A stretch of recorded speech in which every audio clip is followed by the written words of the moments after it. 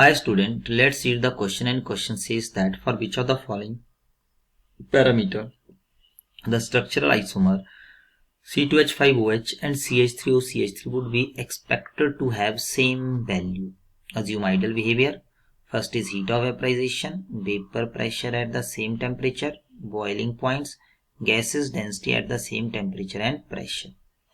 तो देखिए यहाँ पर सबसे पहले हम बात करते हैं की कंसेप्ट की कि की कंसेप्ट जो है वो हमारे पास क्या बनेगा, दैट व्हाट इज योर की कंसेप्ट। की कंसेप्ट हमारे पास क्या होता है, देखिए यहाँ पे अलग अलग की कंसेप्ट है, लेकिन हम बेसिक की कंसेप्ट की बात करें, यहाँ पे बॉइलिंग पॉइंट, वेपर प्रेशर की बात हो रही है, हीट ऑफ वेपराइजेशन की बात हो रही है। तो फिजिकल प्रॉपर्टीज जो हैं, these physical properties basically depends on intermolecular forces of attraction. They are directly proportional to intermolecular forces of attraction। तो यहाँ पे आ जाएगा intermolecular forces of attraction के ये डायरेक्टली प्रोपोर्शनल्स होती हैं। तो यहाँ पे देखिए दो कंपाउंड दिए हैं, एक आपके पास है इथेनॉल, जहाँ पे आएगा CH3, CH2 यहाँ से आएगा इथेनॉल। दूसरा आपके पास है CH3 ऑक्सीजन, यहाँ से आएगा CH3। तो इथेनॉल क्या होता है, इथेनॉल में आपके पास क्या होती है, that is your hydrogen bonding होती है, स्ट्रॉन्गर फोर्सेज है।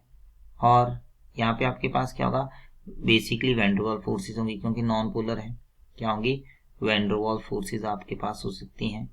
ओके, तो इसका मतलब इसमें स्ट्रॉन्गर फोर्सेज ऑफ अट्रैक्शन है, तो इसका मतलब इसका बॉइलिंग पॉइंट क्या होगा, ज्यादा होगा। तो बॉइलिंग पॉइंट जो है वो आपके पास जो है एल्कोहल का ज्यादा होगा एज कंपेयर टू ईथर। अब हम बात करें वेपर प्रेशर की, तो बॉइलिंग पॉइंट चेंज कर रहा है तो वेपर प्रेशर भी चेंज करेगा, वेपर प्रेशर भी आपके पास चेंज करेगा, क्योंकि इसका ये जल्दी वेपर में कन्वर्ट करेगा, ये स्लोली वेपर में कन्वर्ट करेगा।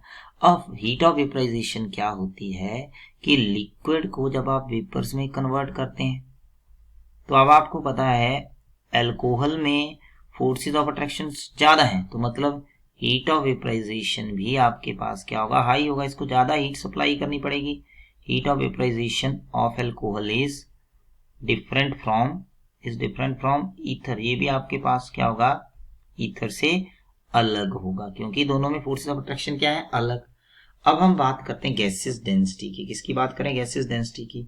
तो डेंसिटी ऑफ गैस जो है, अगर आप इसको देखोगे, डेंसिटी ऑफ गैस को आप कैसे कैलकुलेट कर सकते हैं, this is equals to mp upon, यहाँ पे आ जाएगा दैट इज योर RT।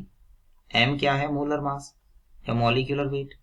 अब देखिए यहाँ पे दोनों आइसोमर दिए हुए हैं, इसका मतलब C2H5OH एंड आइसोमर का मोलर मास क्या होता है, सेम, CH3OCH3 हैव सेम